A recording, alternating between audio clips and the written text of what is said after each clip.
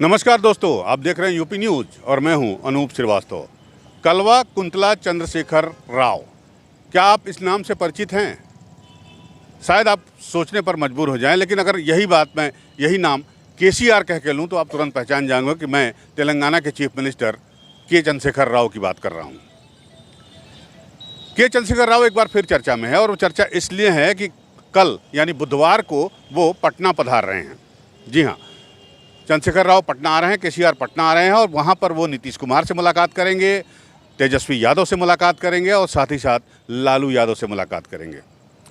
राजनीतिक हलकों में, अगर देश की राजनीतिक हलकों की बात करें, खासकर उत्तर भारत के राजनीतिक हलके की बात करें, तो ये एक बड़ा जो है परिवर्तन माना जा रहा है, एक बड़ा कदम माना जा रहा है।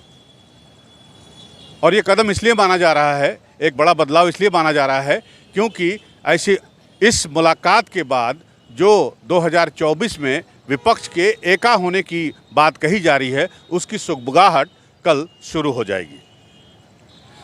तो सारे देश की निगाहें कल के मुलाकात पर लगी हुई हैं, और इस मुलाकात के बाद क्या निकलकर सामने आता है, ये आगे का भविष्य बताएगा, आगे के भविष्य की राजनीति को तय करेगा, नीतीश कुमार के रोल को तय करेगा, और के चंद्रशेखर राव जो है वो किस तरह से जो है इसको मैनेज करेंगे। एक बहुत बड़े मैनेजमेंट के खिलाड़ी माने जाते हैं के चंद्रशेखर राव, ये भी देखने वाली बात होगी।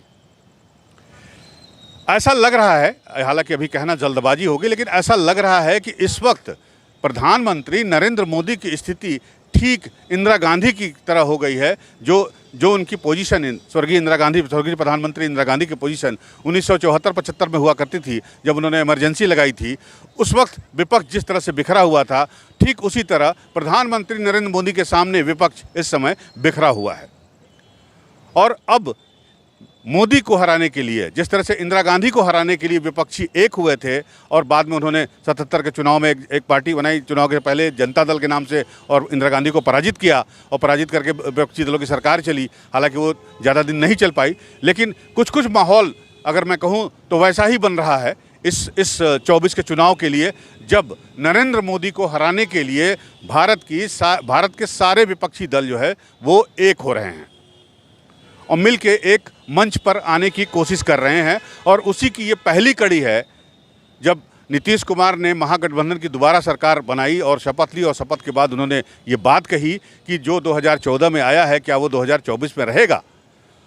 तो उनके बयान को इस मुलाकात से जोड़ना चाहिए, या जोड़ना पड़ेगा, क्योंकि कल की मुलाकात जो है, जो कथित विपक्षी एकता की बात हो रही है, और विपक्षी एकता के साथ सारे विपक्ष को एक मंच पर लाकर और मोदी के खिलाफ मुकाबला करने की जो बात हो रही है, वो कल से उसकी शुरुआत हो जाएगी।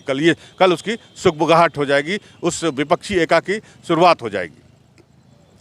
तो ये देखना बड़ा दिलचस्प होगा कि क्या रंग लाती है केसीआर की मीटिंग जो है वो इनके साथ, नीतीश कुमार के साथ और लालू यादव के साथ, और मीटिंग के बाद क्या कुछ निकल के सामने आता है, क्या कुछ वो पब्लिक में कहते हैं, ये काफ़ी कुछ उस पर डिपेंड करेगा।